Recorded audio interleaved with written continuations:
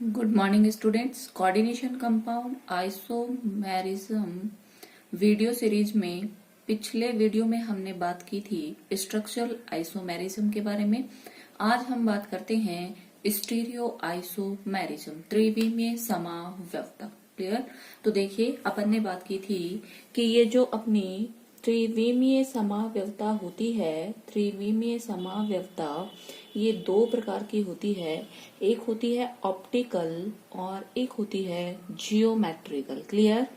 और अपन ने कहा था इसको अपन बोलते हैं ज्यामितीय समावयवता और ये होती है प्रकाशिक समावयवता।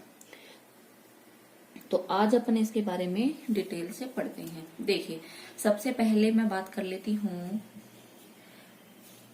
उपसय संयोजी संख्या 4, उपसय संयोजी coordination number 4 and coordination number 6। अब कोऑर्डिनेशन नंबर 4 में देखें, सबसे पहले मैं बात कर लेती हूँ कोऑर्डिनेशन नंबर 4। और कोऑर्डिनेशन 4 में अपन ने कहा था अपने पास में दो पॉसिबिलिटी होती हैं, या तो होगा टेट्राहेड्रल या होगा स्क्वायर प्लेनर। क्लियर? अब देखिए, चतुष्फलकीय और इसको मैं बोलती हूँ वर्ग समतलीय। चतुष्फलकीय और इनको अपन क्या बोलते हैं? समतलीय कॉम्प्लेक्स। क्लियर? अब कोऑर्डिनेशन नंबर 4 में अपने पास में दो पॉसिबिलिटी होती हैं और जो अपने कोऑर्डिनेशन कंपाउंड होते हैं उनकी त्रिविमीय समावयवता अणुओं की आकृति पर निर्भर करती है। और अणु की जो आकृति होती है वो धातु की कोऑर्डिनेशन नंबर पे निर्भर होती है। जैसे अगर कोऑर्डिनेशन नंबर 4 में अब उपसय संयोजी संख्या 4 है तो धातु की आकृति जो है वो अणु की जो आकृति है वो या तो टेट्राहेड्रल होगी या स्क्वायर प्लेनर होगी। अगर मान लीजिए कोऑर्डिनेशन नंबर 6 है, धातु की उपसय संयोजक संख्या 6 है, तो उस समय जो अपना अणु होगा उसकी आकृति अपन बोलते हैं क्या होती है? अष्टफलकीय। क्लियर? लेकिन अभी अपन बात कर रहे हैं कोऑर्डिनेशन नंबर 4 में। अपन ने कहा कि दो है अपने पास में, चतुष्फलकीय और एक होता है वर्ग समतलीय। क्लियर? अब देखिए, सबसे पहले मैं बात कर लेती हूँ टेट्राहेड्रल चतुष्फलकीय की। ठीक है? अब देखो, एक चतुष्फलकीय संरचना में केंद्रीय परमाणु के चारों ओर 4 लिगेंड परस्पर एक समान दूरी और एक समान बंधकोण पर व्यवस्थित होते हैं। देखिए, मैं ये ले लेती हूँ मेटल और मेटल के अराउंड ये लिगेंड, अपन को पता है ये 4 लिगेंड केंद्रीय परमाणु के चारों ओर ये 4 लिगेंड एकदम एक समान दूरी व एक समान बंधकोण पर व्यवस्थित होते हैं। और अब मैं बात करती हूँ वर्ग समतल की। तो वर्ग समतल में मेटल के चारों ओर 4 लिगेंड उसी तल में रहते हैं जिस तल में कौन रहती है? मेटल। क्लियर? तो ये जो अपनी आकृति है ये है टेट्राहेड्रल और ये जो अपनी आकृति है ये बोलो क्या है? वर्ग समतलीय। अब देखिए, अपन को पता है, अब मैं सबसे पहले बात कर लेती हूँ चतुष्फलकीय की। ये जो चतुष्फलकीय आकृति है,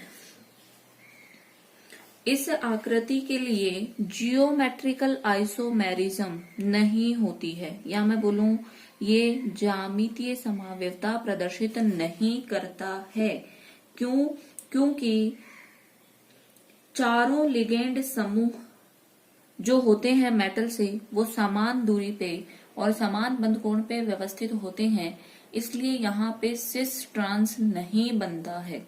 हाँ, लेकिन अगर ये चारों लिगेंड जो मेटल से जुड़े हुए हैं ये अगर भिन्न भिन्न होंगे तो अणु असममित हो जाएगा और असममित अणु होगा तो वो होगा ध्रुवण घूर्णक, ऑप्टिकली एक्टिव, और उसके दो प्रतिबिंब रूप मिलेंगे। इसका मतलब ये ज्योमेट्रिकल तो नहीं देगा लेकिन ऑप्टिकल आइसोमेरिज्म देगा। तो ध्यान रखेंगे, कोऑर्डिनेशन नंबर 4 में ज्योमेट्रिकल आइसोमेरिज्म नहीं होती है क्योंकि मेटल से जुड़े हुए चारों लिगेंड समान दूरी और समान कोण पे व्यवस्थित होते हैं, इसलिए यहाँ पे सिस ट्रांस नहीं बनता है। हाँ, लेकिन अगर मेटल से जुड़े हुए ये चारों लिगेंड अगर अलग अलग होंगे तो अणु असममित होगा, कायरल होगा, ऑप्टिकली एक्टिव होगा, ध्रुवण घूर्णक होगा। क्लियर? और इसीलिए उसके दो प्रतिबिंब रूप बनेंगे। तो याद रखेंगे, कोऑर्डिनेशन नंबर 4 में कौन सी वाली? ज्योमेट्रिकल नहीं होगी, ऑप्टिकल आइसोमेरिज्म होगी। अब मैं बात कर लेती हूँ अब मैं बात करती हूँ आप लोगों के सामने वर्ग समतल की। तो देखिए अपन ने बात की कि वर्ग समतलीय आकृति में केंद्रीय परमाणु के चारों ओर वर्गाकार क्षेत्र में 4 समूह अभिविन्यासित होते हैं और ये समूह उसी एक तल में होते हैं जिसमें कि केंद्रीय परमाणु होता है। इसीलिए यहाँ पे ज्यामितीय समावयवता तो होती है लेकिन प्रकाशिक समावयवता नहीं होती। तो देखिए यहाँ पे जियोमेट्रिकल आइसोमेरिज्म होगी लेकिन ऑप्टिकल आइसोमेरिज्म नहीं होगी। तो ध्यान रखेंगे वो इसलिए नहीं होगी क्योंकि देखिए ये अपन ने कहा कि मेटल से जुड़े हुए चारों लिगेंड वर्गाकार क्षेत्र में मेटल के साथ उसी तल में अरेंज होते हैं जिस तल में कौन है, लिगेंड और मेटल एक ही तल में है। तो यहाँ पे तो देखिए अगर लिगेंड मान लीजिए कोई भी 2 लिगेंड असमान है तो उनको अगर मैं सेम पोजीशन पे रखूंगी तो वो होंगे सिस, और अगर डिफरेंट पोजीशन ऐसे कर देती हूँ मैं, अगर मान लीजिए ये लिगेंड L1 है और ये लिगेंड L2 है तो अभी ये दोनों डिफरेंट लिगेंड हैं, ये दोनों अगर पास में रखे हुए हैं तो इसको मैं बोलूंगी सिस। और अगर मैं इनकी पोजीशन चेंज कर देती हूँ L1 एंड L2 तो ये देखिए एक दूसरे से 180 पे हो गई, ये कौन सी पोजीशन हो गई इनकी, ट्रांस। तो ध्यान रखेंगे। तो इसीलिए जो अपने वर्गाकार समतल कॉम्प्लेक्स हैं वो जियोमेट्रिकल तो देंगे लेकिन देखिए ये कभी भी ऑप्टिकल नहीं देंगे। अब ऑप्टिकल क्यों नहीं देंगे, क्योंकि देखिए ये चारों चूंकि एक ही लिगेंड में है, सॉरी एक ही तल में है, तो मैं ये वाला प्लेन भी लगा सकती हूँ, ये वाला भी लगा सकती हूँ और ये वाला प्लेन। तो यहाँ पे प्लेन ऑफ सिमेट्री प्रेजेंट होती है और प्लेन ऑफ सिमेट्री प्रेजेंट होगी तो मॉलिक्यूल क्या होगा, ऑप्टिकली इनएक्टिव। तो ध्यान रखेंगे आप लोग कि कोऑर्डिनेशन नंबर जो 4 है उसमें ज्योमेट्रिकल आइसोमेरिज्म नहीं होगी, लेकिन और जो स्क्वायर प्लेनर अपने कॉम्प्लेक्सेस हैं उनमें ऑप्टिकल आइसोमेरिज्म नहीं होगी। क्लियर। अब देखिए अपन इनको एक एग्जाम्पल के द्वारा समझ लेते हैं। अब कोऑर्डिनेशन नंबर 4 में अपन बोल रहे हैं कि कौन सी वाली समावयवता होगी, कोऑर्डिनेशन नंबर 4 में स्क्वायर प्लेनर में जियोमेट्रिकल आइसोमेरिज्म होगी। इसको मैं समझती हूँ। देखिए कोऑर्डिनेशन नंबर 4 और कोऑर्डिनेशन नंबर 4 में अपने पास कौन है, स्क्वायर प्लेनर, और इनमें अपन क्या पढ़ रहे हैं, जियोमेट्रिकल आइसोमेरिज्म। अब देखिए एक बात और अपन को पता होना चाहिए कि जियोमेट्रिकल आइसोमेरिज्म कोई भी मॉलिक्यूल दे उसके लिए जरूरी है कि उसमें कोई 2 ग्रुप सेम होने चाहिए, और अगर वो दोनों ग्रुप सेम साइड हैं, जो सेम ग्रुप है वो अगर सेम साइड हैं तो उसको अपन बोलते हैं सिस, और अगर वो एक दूसरे के अपोजिट डायरेक्शन में होते हैं तो उसको अपन बोलते हैं ट्रांस। फॉर एग्जाम्पल देखिए मैं ऐसे लिख देती हूँ, मेटल के साथ में जुड़े हुए हैं लिगेंड। क्लियर। ये मैं लिख देती हूँ ए कोई लिगेंड जुड़ा हुआ है, इसके रेस्पेक्ट में B and C and D ये कोई लिगेंड जुड़े हुए हैं। क्लियर।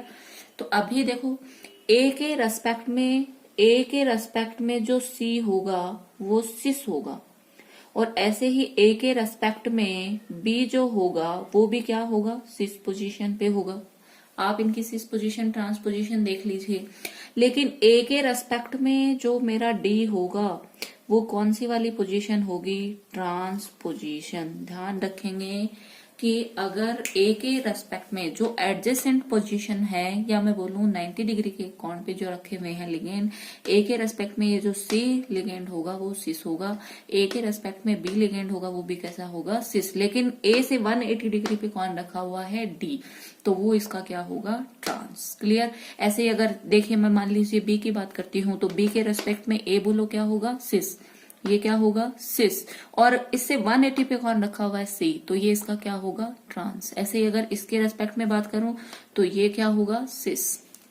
ऐसे दिखा सकती हूं मैं कि इसके रेस्पेक्ट में ये भी होगा सिस, ये होगा सिस, लेकिन देखिए ये वाला क्या होगा, ट्रांस। क्लियर। ध्यान रखेंगे आप। ऐसे अगर मैं सी की बात करूंगी तो सी के रेस्पेक्ट में ए बोलो क्या होगा, सिस, ऐसे डी क्या होगा, सिस, एंड बी बोलो क्या होगा, ट्रांस। तो आप इनकी सिस और ट्रांस पोजीशंस को क्या रखेंगे, ध्यान में रखेंगे। क्लियर। अब देखिए अपन बात कर लेते हैं एक एग्जाम्पल के द्वारा अपन इसको समझते हैं। देखिए अपने पास में जो एग्जाम्पल है वो देखिए अपन ने कहा कि सिस और ट्रांस दोनों बनेंगे। अब इसमें से देखिए सबसे पहले मैं एग्जाम्पल ले लेती हूँ, ये PTNS3 की 2Cl2। क्लियर। अब देखिए, ये अपने को कोई कॉम्प्लेक्स कंपाउंड दे रखा है, अपन को पता है कोऑर्डिनेशन नंबर कितना है, 4। क्लियर। और कोऑर्डिनेशन नंबर 4 में स्क्वायर प्लेनर कॉम्प्लेक्सेस ज्योमेट्रिकल देंगे। टेट्राहेड्रल वाले जो होते हैं वो ज्योमेट्रिकल आइसोमेरिज्म नहीं देंगे। तो अपन अगर ज्योमेट्रिकल देख रहे हैं तो अपन को पता है ये स्क्वायर प्लेनर कॉम्प्लेक्स है। क्लियर। क्योंकि टेट्राहेड्रल ज्योमेट्रिकल आइसोमेरिज्म नहीं देते हैं। अब देखिए, इसका मुझे बनाना है। मेरे पास में सबसे पहले बताओ मेटल कौन है, PT। और मेरे पास 2 प्रकार के लिगेंड हैं, NH3 एंड Cl2। ठीक है। अब देखो, इनको अरेंज मैं इस तरीके से कर सकती हूँ कि मान लीजिए मैंने दोनों NH3 को एक साथ बिठा दिया और दोनों Cl को एक साथ बिठा दिया। तो देखिए, इसके रेस्पेक्ट में ये सिस पोजीशन पे है। क्लियर।